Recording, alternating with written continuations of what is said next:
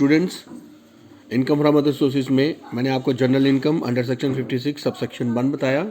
अब specific income under section 50 sub section 2 में dividend आ गया, winning from lottery, race horse race का आ गया, crossword, puzzles, TV game, card game, betting. यहाँ interest on security not charge tax under profit and gain of business.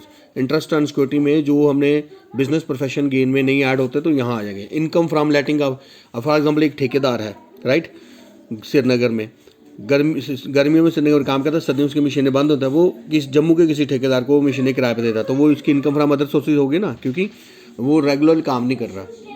उसके बाद any amount of gift और gift received during 2019 which is not exempted under section 56 sub section 1, ठीक है। उसके बाद income from letting of land and building, furniture, plant and rent is inseparable. उसके बाद आ गया any amount deducted by employer, कोई भी पैसा जो कंपनी का मालिक एम्प्लॉई की सैलरी से काटता है ग्रेजुटी पेंशन के तौर पे, ईएसपी पब्लिक प्रोविडेंट, उसको हम इनकम फ्रॉम सोर्स में कर सकते हैं।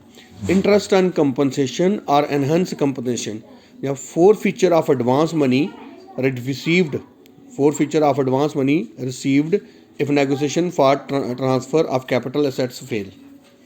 Any compensation received or receivable at the time of termination or modification of terms and condition of any contract.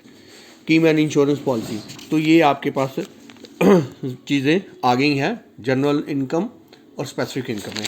उसके बाद याद रखिए, जब भी कोई आपको इनकम है, ग्रॉस अप इनकम दी हुई है, gross up income is to be done if net receive, अगर कोई नेट इनकम आपको रिसीव होती है उसको आपको ग्रॉस में कैलकुलेट करना है, ठीक है।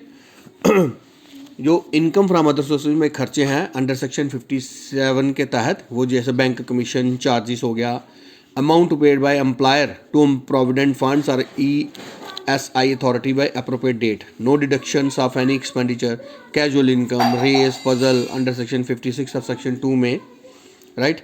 फैमिली डिडक्शन का 15,000, जहाँ एक्चुअल अमाउंट का 1/3 which ever is less, depreciation expenses, repair, fire insurance premiums, local tax, ये सारा आपके पास आ जाता है।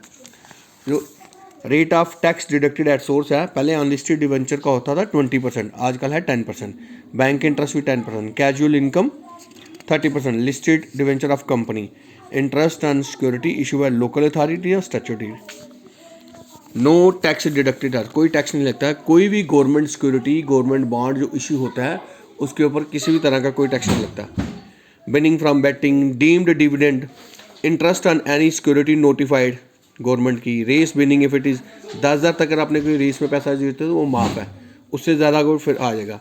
Winning from lottery, puzzle amount 10,000 तक, कार्ड गेम, बैटिंग में 10,000 तक, बैंक इंटरेस्ट फिक्स डिपॉजिट पे 10,000 तक माफ़ है। Interest pay to individual Hindu undivided family account pay cheque why an amount not seeing 5,000, तो वो नाम तौर पे उसके ऊपर कोई टैक्स नहीं लगता है।